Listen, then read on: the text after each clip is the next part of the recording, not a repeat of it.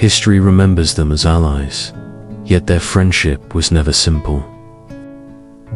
George Washington and John Adams stood shoulder to shoulder at the birth of the Republic, bound by duty, divided by temperament. When the Revolution began, Adams was already a fiery voice in Philadelphia. Restless, brilliant, impatient with compromise. Washington was quiet, deliberate, the man others turned to when tempers ran hot. It was Adams who first rose in Congress to nominate him as Commander-in-Chief of the Continental Army. His reasoning was practical. Washington was a Virginian, and the support of the southern colonies was essential. But deeper than strategy was instinct. Adams sensed that this tall, reserved soldier possessed something America would desperately need: steadiness. For 8 long years of war, their paths ran parallel. Adams toiled in diplomacy and politics, while Washington carried the weight of battle. They wrote sparingly, but with mutual respect. Adams admired Washington's dignity. Washington valued Adams's fierce intellect, even when it cut sharp. When victory came, both men believed the struggle had only begun. After independence, Adams served as envoy in Europe, navigating courts that regarded the United States as a fragile experiment. Washington returned to Mount Vernon, longing for peace, but watching the nation's early government falter. In 1789, when Washington was chosen unanimously as president, he turned to Adams to serve as vice president. It seemed a natural partnership. The soldier and the scholar, the calm and the flame. Yet from the beginning, tension stirred quietly beneath the surface. Adams found the office of vice president powerless, calling it the most insignificant office ever contrived. He bristled at Washington's cautious style, at his reliance on advisors like Hamilton, whose ambitions Adams distrusted. Washington, for his part, valued order above debate. He admired Adams's service, but sometimes found his energy unsettling, even disruptive. Still, Washington treated him with respect.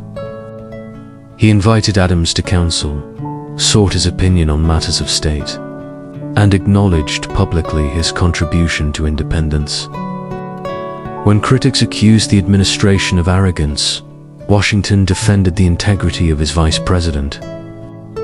Their disagreements remained private, hidden behind the veil of civility that both men believed essential to Republican government. In Washington's second term, the distance grew. Political factions hardened into parties. Adams gravitated toward the Federalists. Jefferson, once Washington's ally, led the opposition.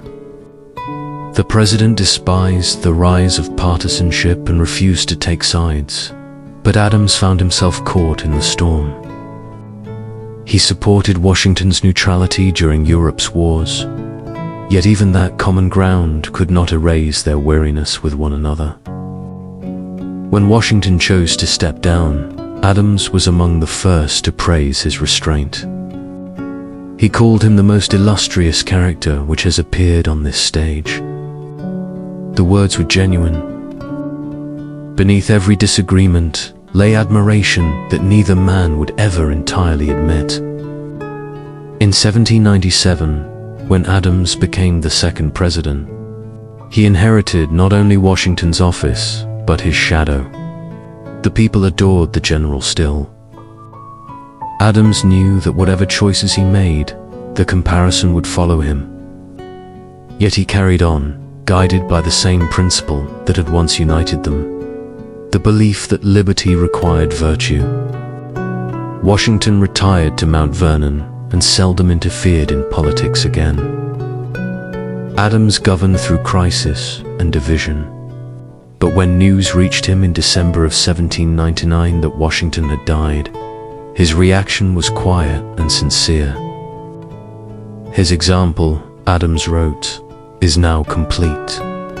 It was not the friendship of easy agreement, but of shared purpose. Adams's fire and Washington's calm shaped the early republic in equal measure. One built with passion, the other with patience. Together they proved that leadership comes in many forms, and that respect, even without closeness, can hold a nation steady. Their legacy endures in the balance they struck between intellect and restraint, between vision and discipline.